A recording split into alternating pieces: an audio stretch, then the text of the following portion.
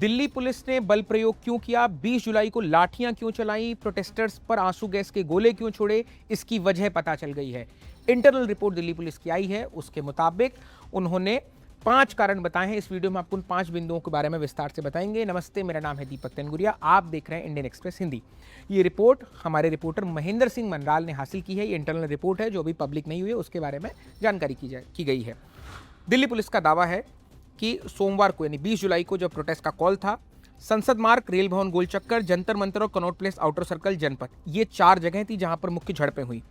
हालात पर काबू पाने के लिए पुलिस का दावा है कि हल्के बल का इस्तेमाल किया गया। बाकी आपके सामने विजुअल्स हैं जहां पर फूटे हुए सिर हैं, चीखती आवाजें हैं।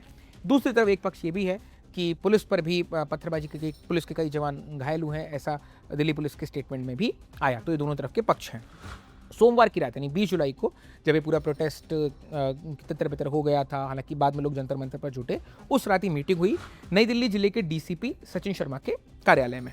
इस बैठक में पुलिस आयुक्त अनुराग कुमार को बताया गया कि दिल्ली पुलिस जो है दिन भर की घटनाओं पर एक फैक्चुअल रिपोर्ट रेडी कर रही है। इस बैठक में स्पेशल सीपी जो कानून व्यवस्था के हैं उस समेत कई वरिष्ठ अधिकारी मौजूद थे। सीनियर लीडर्स, मतलब माफ कीजिएगा, सीनियर पुलिस ऑफिशियल्स इसमें मौजूद थे।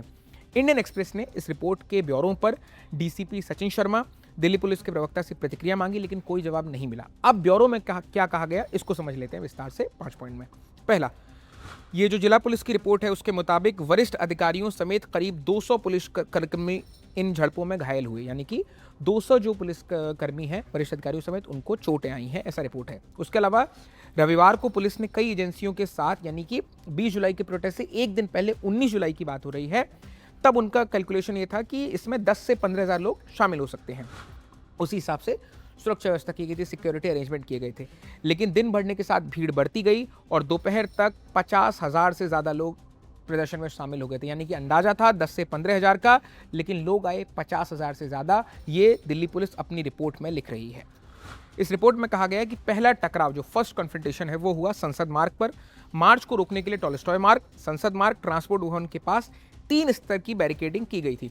आपने कई विजुअल्स देखे होंगे जहां पर बैरिकेड्स को वेल्ड किया गया है, तो 3 लेवल की बैरिकेडिंग हुई थी इन 3 मार्गों पर।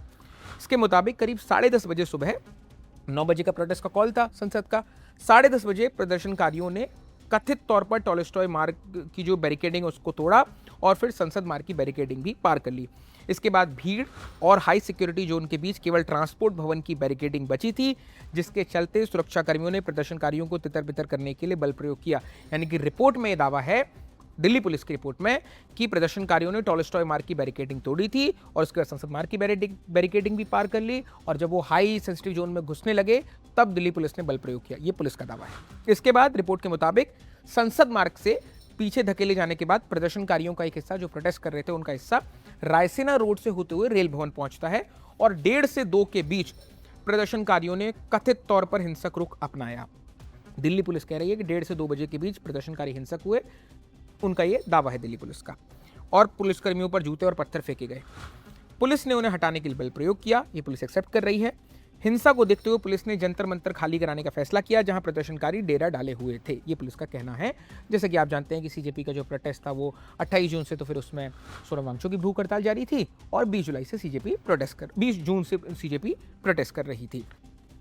हटने के बाद कुछ प्रदर्शनकारी केरल हाउस की ओर बढ़ गए, जबकि बड़ी संख्या में लोग जनपथ और कनॉट प्लेस आउटर सर्कल की ओर बढ़े, क्योंकि हिंसा इन 4 इलाकों पर हुई, जैसे कि हमने शुरू में बताया।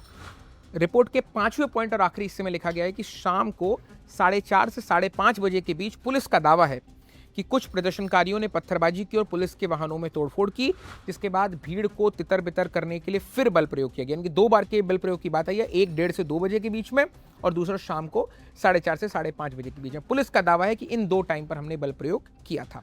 इस रिपोर्ट के मुताबिक केरल हाउस के पास मौजूदा प्रदर्शनकारी शाम करीब 7:30 बजे फिर जंतर मंतर पर लौट आए, और सूत्रों के अनुसार ये रिपोर्ट जल्द ही दिल्ली पुलिस मुख्यालय के वरिष्ठ अधिकारियों को सौंपी जाएगी।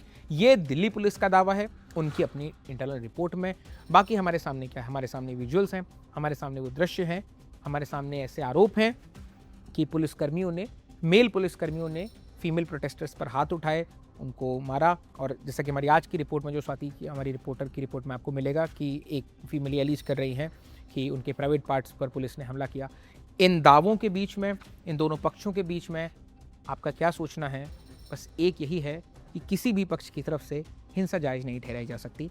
इस रिपोर्ट में जो कुछ था हमने आपको बताया, इस पर आगे जो भी अपडेट्स रहेंगी हम आपको बताते रहेंगे। देखते रहिए इंडियन एक्सप्रेस हिंदी। कैमरे के पीछे है मेरे साथी राज।